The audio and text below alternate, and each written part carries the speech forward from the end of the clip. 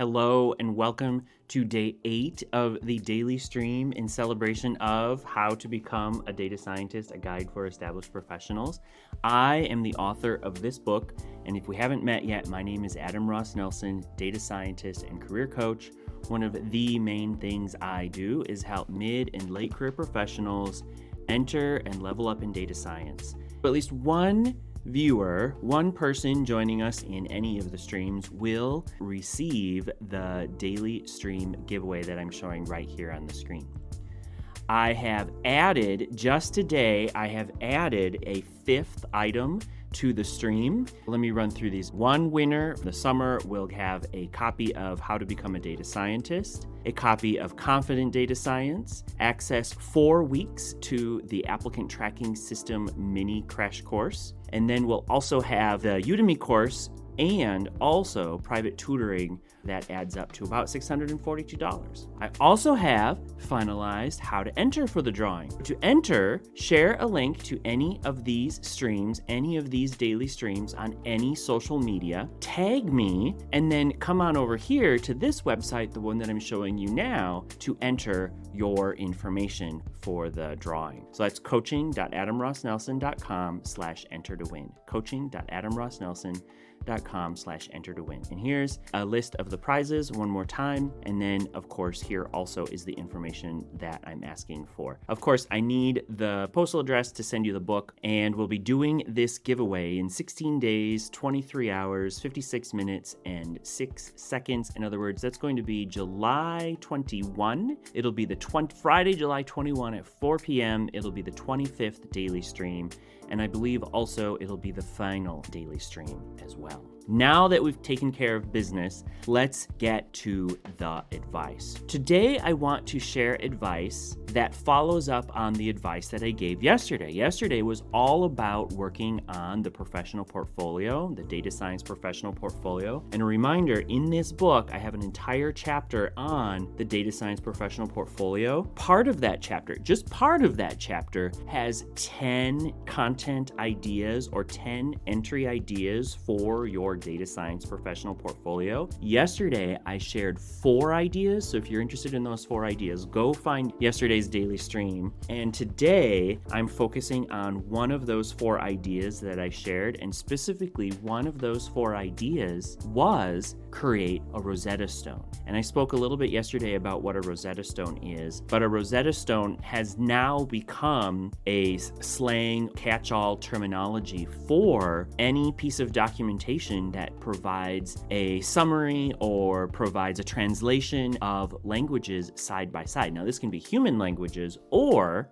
it can also be computer languages. So I promised I was going to share with you several ways to make a Rosetta Stone, and then also how you can share your Rosetta Stone once you make it for your portfolio. The first way to make a Rosetta Stone is going to be to create the Rosetta Stone in a Word document, in a PowerPoint slide, or in Canva, and you'll make it like this, like I'm showing here on the screen. The example that I'm showing here on the screen is similar to many of the cheat sheets or quick reference formats that you've also probably seen. In this idea, we're actually combining 2 ideas. We're creating a cheat sheet quick reference that also happens to be a Rosetta Stone. Now, if you're going to make a Rosetta Stone, sometimes these are also called crosswalks. If you're going to make a Rosetta Stone or a crosswalk, you don't necessarily have to do it in the cheat sheet format. Here's a version of a crosswalk in Markdown. I wrote this version in Markdown, which simply provides some example data, runs through some setup, and then it talks about side by side how to accomplish common data tasks. Here we are loading example data. In Stata, this is the code you would use. In Pandas, this is the code you would use. You want to display your data.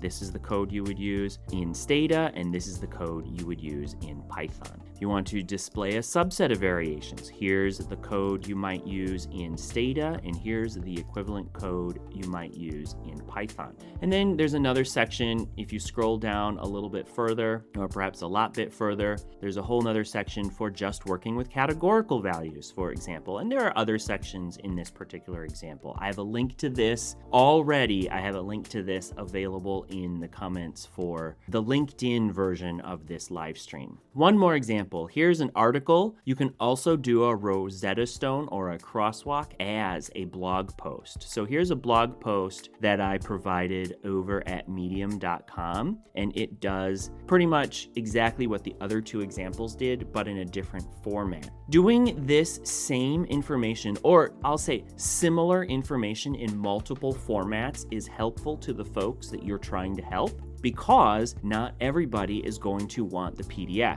Not everybody is going to want the markdown version, and not everybody is going to want or be able to benefit from the blog version. So it might feel or seem redundant to do all three versions, but I promise you it is not. It's actually a very smart strategy in order to help make sure that people can access the information that you're providing. And since this is an aspect of building a data science professional portfolio, that's the point. You want your potential coworkers, you want potential hiring managers, and you want recruiters to find you. Some of them might find you this way, some of them might find you the other way, and some of you might find you the third way. When they find you, you want them to find something that demonstrates your skills, your wisdom, your abilities, and your creativity. And once again, a crosswalk or Rosetta Stone is one of the best ways I know to do that in terms of your portfolio.